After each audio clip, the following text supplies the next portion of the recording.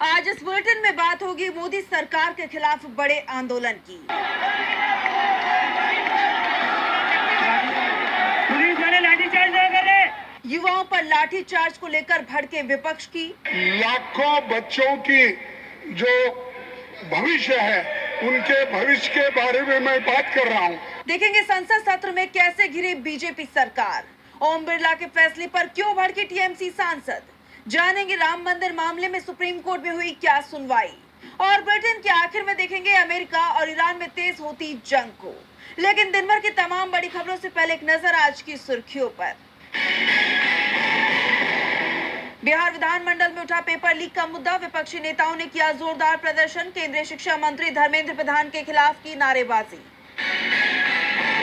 Delhi Karkardooma court ने शर्जिल इमाम की याचिका की खारिज। जेल सुप्रिंटेंडेंट की मर्जी पर छोड़ा फैसला।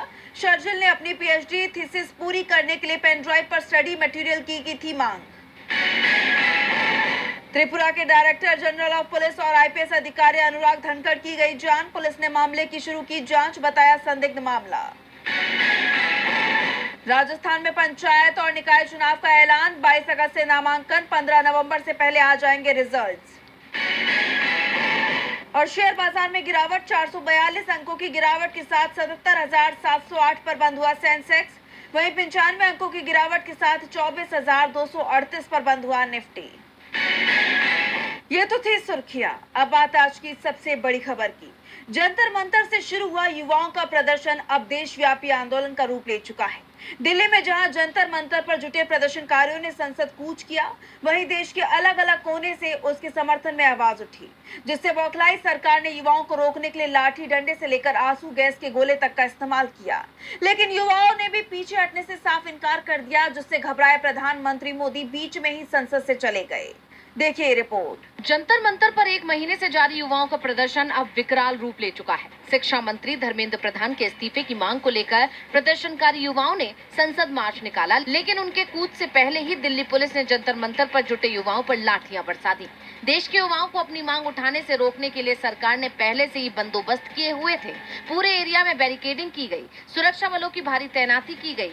जनपथ, राजीव चौक, पटेल चौक, सेंट्रल सेक्रेटेरिएट और सेवा तीर्थ मेट्रो स्टेशन भी बंद कर दिए गए थे। लेकिन सरकार के सारे इंतजाम युवाओं के हौसले नहीं तोड़ पाए, बल्कि वो दोगुनी ताकत के साथ मैदान में उतरे। आइसा अध्यक्ष नेहा बोरा समेत 2 और छात्रों ने अपना अनशन खत्म किया।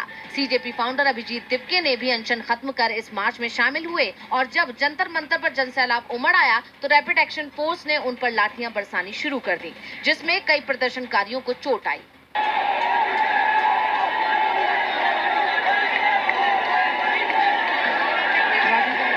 पुलिस वाले लाठीचार्ज न करें।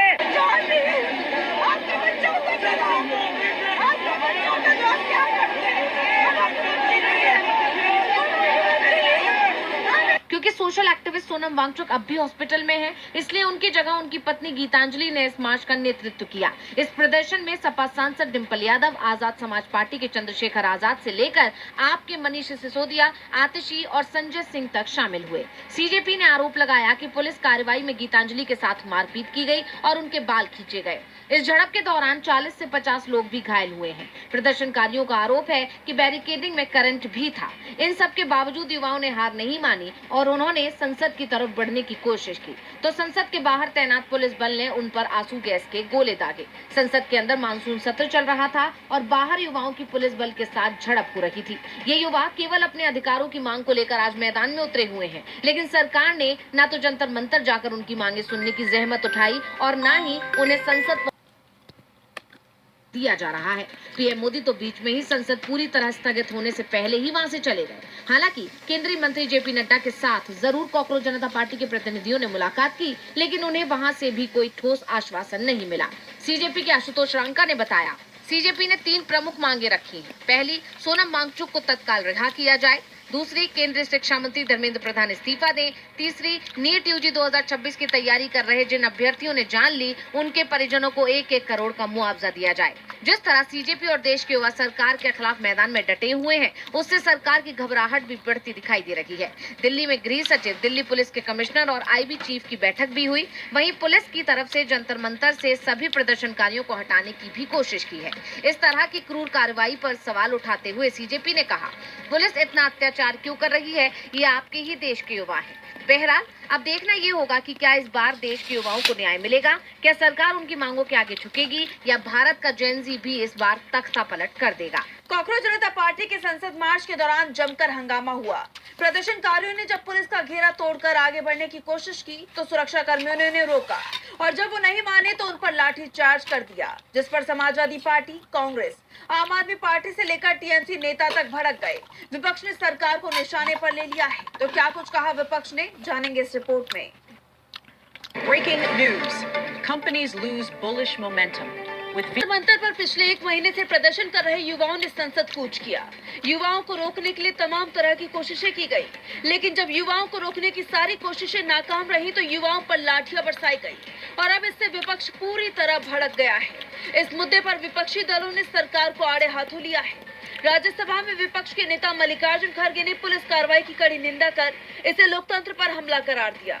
खड़गे ने राज्यसभा में पेपर लीक का मुद्दा उठाते हुए कहा कि लाखों बच्चे जंतर मंतर पर बैठे हैं, लेकिन उनके ऊपर लाठीचार्ज करवाया जा रहा है। यहाँ जंतर मंतर पे हजारों बच्चे वहाँ पर आए हैं, वहाँ लाठीचार्ज हो गया है।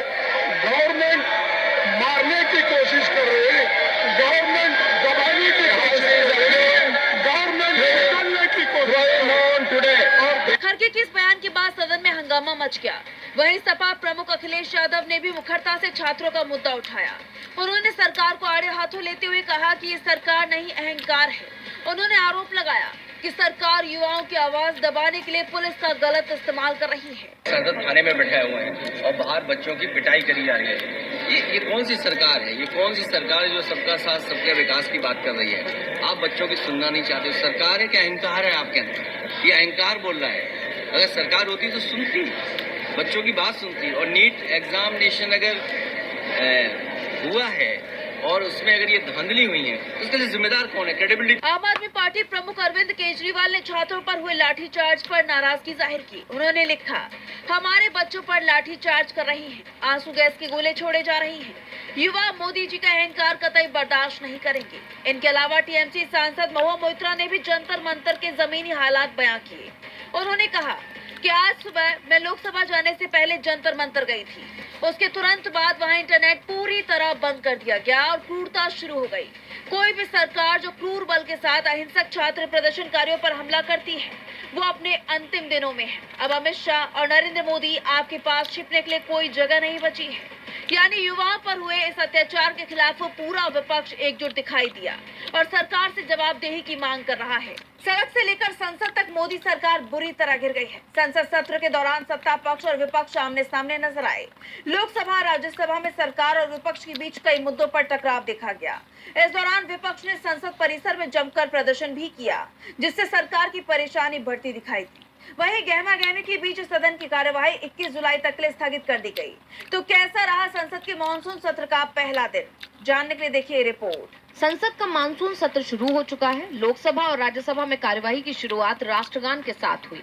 लोकसभा में कार्यवाही शुरू होते ही स्पीकर ओम बिरला ने सदन को पूर्व सदस्यों के निधन की जानकारी दी। स्पीकर ने दिवंगत आत्माओं की शांति के लिए प्रार्थना की और इसके बाद मौन भी रखा गया। लेकिन संसद के मानसून सत्र का पहला दिन बेहद हंगामे भरा रहा। सदन का माहौल इतना गहमा गहमी भरा रहा कि दोनों सदनों की कार्यवाही कुल 6 बार स्थगित हुई। संसद में विपक्षी सांसद नीट पेपर लीक, राम मंदिर चढ़ावा चोरी पर चर्चा की मांग कर रहे थे। लोकसभा में विपक्षी दलों ने अयोध्या राम मंदिर में चंदा चोरी का मुद्दा उठाया। विपक्षी दलों ने चढ़ावा चोरी के मुद्दे पर लोकसभा में विपक्षी दलों के सदस्यों ने जोरदार हंगामा किया। प्रश्नकाल की कार्यवाही शुरू होते ही विपक्षी दलों के सदस्य बेल में आ गए और चंदा चोरी के मुद्दे पर चर्चा की मांग को लेकर जोरदार विरोध प्रदर्शन शुरू कर दिया।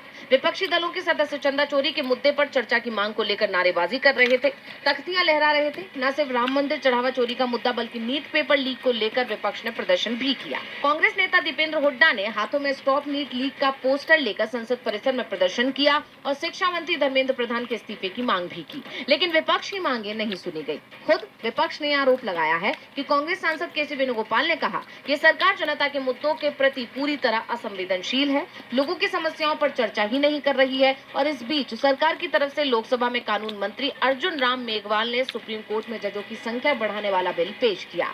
वहीं सरकार और विपक्ष के टकराव के बीच सदन अगले दिन के लिए स्थगित कर दिया गया है। है। संसद सत्र के पहले दिन सदन में हंगामा देखा गया तो ओम बिरला के एक फैसले पर भी बवाल मच गया है। पश्चिम बंगाल में टीएमसी के कई सांसदों ने पूर्व सीएम ममता बनर्जी के साथ बगावत की और अब उन सांसदों को लोकसभा में विपक्ष की बेंच से इतर अलग जगह दी गई है, जिस पर टीएमसी सांसद महुआ मोइत्रा का गुस्सा फूट पड़ा है। उन्होंने सरकार और टीएमसी के बागी नेताओं को जमकर सुनाया है। तो क्या कुछ कहा महुआ मोइत्रा ने, जानेंगे इस रिपोर्ट में। संसद के मानसून सत्र की शुरुआत के साथ ही लोकसभा में सीटों के नए आवंटन को लेकर टीएमसी सांसद ने बागी सांसदों को खूब खरी खोटी सुनाई है। दरअसल लोकसभा अध्यक्ष ओम बिरला की तरफ से टीएमसी के 20 बागी सांसदों को सदन में अलग बैठाने के लिए नई सीटें आवंटित की गई हैं, जिस पर अब टीएमसी सांसद महुआ मोइत्रा ने करारा हमला बोला है। महुआ मोइत्रा ने तंज कसते हुए कहा कि संसदीय लोकतंत्र में अब सत्ता पक्ष और विपक्ष के अलावा एक नई श्रेणी गद्दार बेंच बन गई है। महुआ मोइत्रा ने कहा 20 बागी गद्दार सांसद जिनकी अयोग्यता याचिकाएं लंबित हैं, जो दावा करते हैं कि वो एक गैर मान्यता प्राप्त पार्टी एनसीपीआई में शामिल हो गए हैं, लेकिन उनके विलय को स्पीकर ने मंजूरी नहीं दी है, फिर भी उन्हें सर्वदलीय बैठक में आमंत्रित किया गया था। विपक्ष के सभी सदस्य विरोध में वॉकआउट कर गए। हम देखते हैं कि सरकार ने सीटों में बदलाव कर दिया है। पहले सत्ता पक्ष और विपक्ष होता था और आज एक नई श्रेणी आ गई है, गद्दार पक्ष। सुदीप बंदोपाध्याय गद्दार पक्ष के नेता के रूप में सबसे आगे बैठेंगे। संसदीय लोकतंत्र में ये एक नया दौर है। आप जानते हैं कि लोकसभा अध्यक्ष ओम बिरला ने टीएमसी के 20 बागी सांसदों के लिए अलग बैठने की व्यवस्था को हरी झंडी दी थी। ये सभी सांसद ममता बनर्जी का साथ छोड़कर national citizens party of India यानी एनसीपीआई में शामिल हो गए थे और अब ऐसा करना ओम बिरला पर भारी पड़ता हुआ दिखाई दे रहा है। टीएमसी सांसद महुआ मोइत्रा ने उनके खिलाफ मोर्चा खोल दिया है। ओम बिरला के फैसले को लेकर सियासत गरमाई हुई है तो राम मंदिर मामले में हलचल बढ़ती ही जा रही है। अयोध्या राम मंदिर चढ़ावा चोरी मामले में सुप्रीम कोर्ट में सुनवाई हुई। इस दौरान कोर्ट ने बड़ा आदेश दिया। सुप्रीम कोर्ट ने जांच की निष्पक्षता सुनिश्चित करने के लिए नई एसआईटी गठित करने का निर्देश दिया और साफ कह दिया कि इस मामले को राजनीतिक रंग ना दिया जाए। तो क्या कुछ हुआ सुनवाई के दौरान, जानने के लिए देखिए report. It's time to trade smart. Post PDT. चढ़ावा चोरी मामला अब सुप्रीम कोर्ट की सख्त निगरानी में पहुंच चुका है। 20 जुलाई को हुई सुनवाई के दौरान शीर्ष अदालत ने जांच को लेकर बड़ा फैसला सुनाते हुए सरकार को नई एसआईटी गठित करने का निर्देश दिया। चीफ जस्टिस सूर्यकांत की अध्यक्षता वाली बेंच ने कहा कि जांच टीम में वरिष्ठ और अनुभवी आईपीएस अधिकारियों को शामिल किया जाए ताकि पूरे मामले की निष्पक्ष और प्रभावी जाँच हो सके। कोर्ट ने सॉलिसिटर जनरल तुषार मेहता से कहा कि वो उत्तर प्रदेश सरकार से निर्देश लेकर नई एसआईटी के लिए अधिकारियों के नाम पेश करें। सुनवाई के दौरान सुप्रीम कोर्ट ने यह भी स्पष्ट किया कि इस पूरे मामले को राजनीतिक रंग देने से बचना चाहिए। अदालत का कहना था कि यह अपराध की जांच का विषय है और अदालत सिर्फ ये सुनिश्चित करना चाहती है कि जांच बिना किसी भेदभाव के तार्किक नतीजे तक पहुंचे। सरकार की ओर से पेश सॉलिसिटर जनरल तुषार मेहता ने अदालत को बताया कि जांच लगातार जारी है और अब तक 8 आरोपियों की गिरफ्तारी भी हो चुकी है। हालांकि उन्होंने कहा कि जांच प्रभावित न हो, इसलिए फिलहाल अधिक जानकारी सार्वजनिक नहीं की जा सकती। बता दें अब मामले की अगली सुनवाई 27 जुलाई को होगी। इसके अलावा उधर जांच में कई अहम खुलासे भी हुए हैं। आरोपी रामशंकर यादव और टिन्नू यादव और उसके भतीजे मनीष से अर्टिगा कार, बुलेट मोटरसाइकिल, नकदी और जमीन से जुड़े दस्तावेज बरामद किए गए हैं। पुलिस पहले ही टिन्नू के घर से 1 लाख और मनीष के घर से 2 लाख रुपए बरामद कर चुकी है। जैसे आप जानते हैं कि टिन्नू मंदिर के दान पात्रों की देखरेख करता था, जबकि मनीष चढ़ावे की गिनती का जिम्मेदार था। ऐसे में अब सबकी नजर 27 जुलाई की सुनवाई पर और नई एसआईटी के गठन पर टिकी हुई है। राम मंदिर मामले में जांच तेज होती जा रही है तो जम्मू कश्मीर के लिए पूर्ण राज्य के दर्जे की मांग जोर पकड़ती जा रही है। नेशनल कॉन्फ्रेंस ने मोदी सरकार के खिलाफ आर पार की लड़ाई छेड़ दी है। जम्मू कश्मीर से लेकर दिल्ली तक प्रदर्शन शुरू हो गए हैं। पार्टी नेताओं ने साफ कर दिया है कि जब तक उनकी मांग नहीं मानी जाएंगी वो पीछे नहीं हटेंगे। तो कैसे आंदोलनों से घिरी मोदी सरकार, जानेंगे इस रिपोर्ट में। मोदी सरकार के खिलाफ एक के बाद एक आंदोलन जोर पकड़ता दिखाई दे रहा है।